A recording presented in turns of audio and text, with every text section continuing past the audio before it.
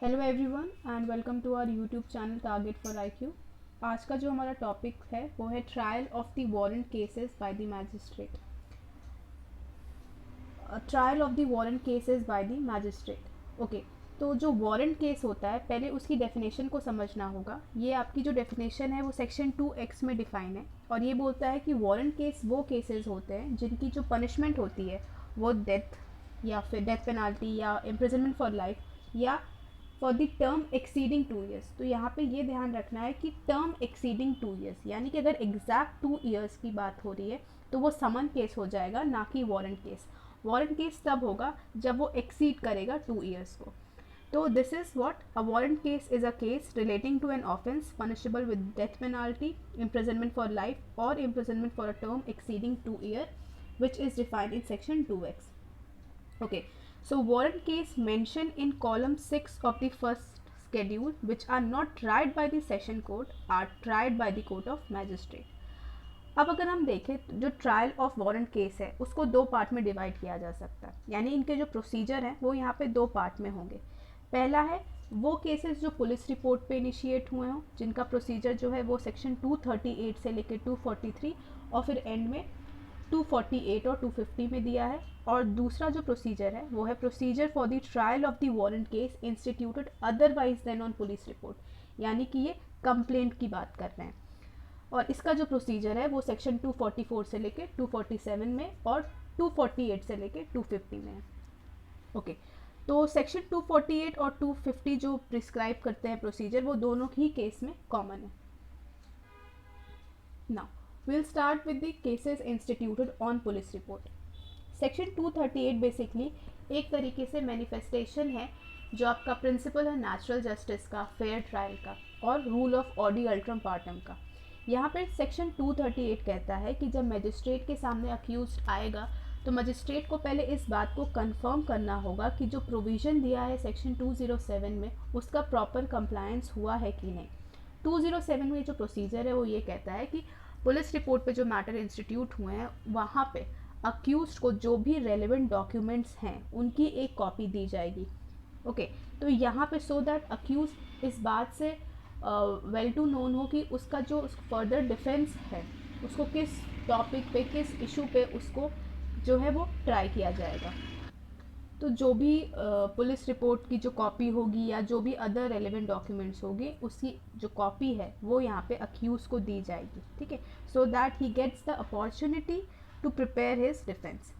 अब सेक्शन 239 बात करता है, यहाँ पे एक तरीके से ये मैजिस्ट्रेट के ऊपर ड्यूटी इम्पोज कर रहा है कि जो भी रेलिवेंट डॉक्यूमेंट्स जब कोर्ट के सामने आएंगे उनको समझने के बाद यहाँ पे कोर्ट बहुत माइन्यूटली उनके डिटेल्स में नहीं जाएगा क्योंकि यहाँ पे अभी ट्रायल इनिशिएट नहीं हुआ है। तो यहाँ पे एक तरीके से अभी एप्रिसिएशन ऑफ एविडेंस स्टार्ट नहीं होगा। जो भी प्रेमा फेसाई बेसिस पे मैजिस्ट्रेट को लगेगा डॉक्यूमेंट्स देखने के बाद and after hearing both the parties, अगर मैजिस्ट्रेट को लगता है कि जो भी चार्ज है अक्यूज के अगेंस्ट वो ग्राउंडलेस है तो इन दैट केस मजिस्ट्रेट जो है वो अक्यूज को डिस्चार्ज कर देगा and he will record the reasons for the same. तो ये मैंडेटरी है कि जब भी वो डिस्चार्ज करेगा तो उसको अपने रीजंस कि क्या ऐसे रीजंस हैं जिसके बेसिस पे अक्यूज को डिस्चार्ज किया गया वो यहाँ पे रिकॉर्ड करने मस्ट है। ओके, सो बेसिकली यहाँ पे मजिस्ट्रेट को जो है वो सेटिस्फाई करना है कि वहाँ अक्यूज के अगेंस्ट प्रेमा फेसाई केस इस्टेब्लिश हो रहा है कि नहीं। ओके, नाउ सेक्शन 240 बात करता है फ्रेमिंग ऑफ द चार्जेस। अब अगर डॉक्यूमेंट्स जितने भी पुलिस रिपोर्ट या जो भी रेलिवेंट डॉक्यूमेंट्स अदर हैं after hearing both the parties magistrate को लगता है कि हाँ सफिशिएंट ग्राउंड है and there is a prima facie case against the accused, तो उसके बाद it is the duty of the magistrate to frame the charges. Okay, so यहाँ पे ऐसा नहीं है कि वो डायरेक्टली फ्रेम कर देगा चार्जेस, उसको पहले ये देखना होगा कि अक्यूज के अगेंस्ट प्रेमा फेसाई केस एस्टैब्लिश हो रहा है कि नहीं और जो ऑफेंस का चार्ज लगाया जाना है क्या मैजिस्ट्रेट उस ऑफेंस को ट्राई करने के लिए और उसमें एडुकेट पनिशमेंट देने के लिए कम्पिटेंट है कि नहीं। ओके, अगर वो नहीं होगा तो या तो वो ट्रांसफ़र कर देगा और अगर वो tribal by court of session है तो यहाँ पे वो कमिट कर देगा। तो अगर वो कम्पिटेंट है तो ही वो आगे फर्दर ट्रायल को कंटिन्यू करेगा। Okay, and now if he finds that he is competent enough then he shall frame a charge in writing, और फ्रेम करने के बाद यहाँ पे this is also the principle of the fair trial कि accused को पढ़ के समझाया जाएगा कि उसके अगेंस्ट क्या क्या चार्जेस लगे हैं, ठीक है। तो जो चार्जेस का आपका जो एरिया है, जो प्रोविज़न है, वो 211 से लेके 225 तक है, कि वो आपको बेसिकली समझना होगा कि चार्ज का पर्पस क्या है। तो अक्यूज को प्रॉपरली समझाया जाएगा सो दैट उसको एक नोटिस मिल सके कि उसको अपना फर्दर जो ट्रायल, जो अपना डिफेंस है, वो किस ग्राउंड पे तैयार करना है। So this is one of the manifestation of the fair trial. ना सेक्शन 241 कहता है कि अब जैसे जब फ्रेम कर देगा चार्ज मैजिस्ट्रेट, तो वो उससे पूछेगा कि वेदर यू प्लीड गिल्टी और नॉट। ओके, नाउ सेक्शन 241 कहता है कि अगर अक्यूज जो है वो he pleads guilty, then in that case magistrate is left with two option, he may either convict the accused or he can go for he may proceed with the trial। okay, so यहाँ पे उसके पास दो option है, या तो वो जो भी उसने गिल्टी जो है वो प्लीड किया है उसके बेसिस पे, ठीक है, उसको स्ट्रेट फॉरवर्ड कन्विक्ट कर देगा, बट जो यहाँ पे कन्विक्शन होगा that should be based on the sound principal of the justice, और यहाँ पे सफिशेंट एविडेंस होने चाहिए तभी अक्यूज को कन्विक्ट करेगा मैजिस्ट्रेट। और उसके पास दूसरा ऑप्शन है कि वो ट्रायल उसकी गिल्टी प्लीड करने के बाद भी वो चाहे तो ट्रायल के साथ कंटिन्यू कर सकता है।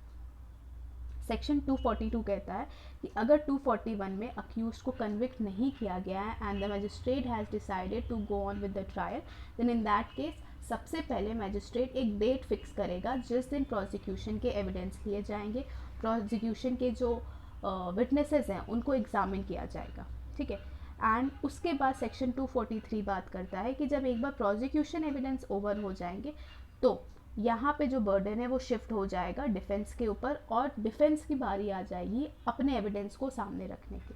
डिफेंस अप्लाई कर सकता है कि वो कोर्ट जो है प्रोसेस जो है वो इशू करे for the purpose of compelling the attendance of the witness और द प्रोडक्शन ऑफ डॉक्यूमेंट्स और थिंग्स, राइट। ना सेक्शन 248 कहता है कि अगर after all the evidences are over from both the side, then at the last the magistrate will appreciate the evidences, और उसके बाद अगर magistrate को लगता है कि accused is not guilty, then he shall record the order of the acquittal। और वहीं पे जो है अगर इन केस उसे लगता है कि सफिशेंट एविडेंसेस हैं अक्यूज को गिल्टी करने के लिए, तो वहाँ पे वो कन्विक्शन ऑर्डर देगा। और एक बार जब अक्यूज कन्विक्ट हो जाता है उसके बाद, ठीक है, प्रेजेंट केस में अगर अक्यूज कन्विक्ट हो गया है तो उसके बाद जो है वो हियरिंग चलती है प्रीवियस कन्विक्शन के चार्ज को लेके। अगर प्रीवियस कन्विक्शन का चार्ज भी फ्रेम हुआ है तो प्रेजेंट केस की जब एविडेंसेस दिए जाएंगे उस दौरान प्रीवियस कन्विक्शन के चार्जेस को लेके एविडेंसेस जो हैं वो नहीं दिए जाएंगे, क्योंकि हो सकता है इसको लेके जो जज है, जो मैजिस्ट्रेट है, फाइन, जो मैजिस्ट्रेट है वो बायस हो जाए या कोई अदर रीज़न है, इस वजह से इस चीज़ को रोका जाता है कि जब तक प्रेजेंट केस में अक्यूज कन्विक्ट ना हो जाए प्रीवियस कन्विक्शन के चार्ज को नहीं दिया जाएगा, एविडेंसेस को नहीं दिया जाएगा। तो वंस अगर वो कन्विक्ट हो गया है तो यहाँ पे अब प्रीवियस कन्विक्शन के जो चार्ज है, अगर अक्यूज ने बोला है कि वो ही वॉज नॉट कन्विक्टेड, तो उसको कि ही वॉज कन्विक्टेड इस बात को प्रूव करने के लिए प्रोसिक्यूशन एविडेंस देगा। बेसिक पर्पस यहाँ पे एनहांसमेंट ऑफ द पनिशमेंट होता है। प्रीवियस कन्विक्शन की जो पूरा डिटेल है चार्ज का वो आपका सेक्शन 211 क्लॉज 7 में दिया हुआ है। और उसके बाद जो है यहाँ पे at last magistrate shall proceed to take the evidences in the respect of the alleged previous conviction. Now section 250 provides for the compensation for the accusation. ये आपका प्री पॉइंट ऑफ व्यू से इंपॉर्टेंट है। इस case में अगर false accusation है तो यहाँ पे मजिस्ट्रेट ऑर्डर कर सकता है कि कॉम्पनसेशन दिया जाए, और इन केस अगर इसमें डिफ़ॉल्ट होता है तो ही में ऑर्डर टू पे compensation not exceeding the amount of fine, और अगर डिफ़ॉल्ट होता है तो यहाँ पे simple imprisonment for a term not exceeding 30 days can be sentenced. So last point is that if the magistrate of the second class orders to pay the compensation exceeding 100 rupees, then the order is appealable and the appeal lies in the court in which the appeal of the conviction order of the magistrate life. ठीक है, यहाँ पे ये spelling mistake है, conduction नहीं, ये conviction होगा। And this section applies to both the summon as well as the warrant cases, and it also applies to the case instituted on the police report as well as the case instituted on the complaint. Okay, so आपका जो second part है procedure for the complaint cases, that will be covered up in the second video. I hope आपको ये video अच्छी लगी हो. कोई भी क्वेरी हो तो please do let me know in the comment section.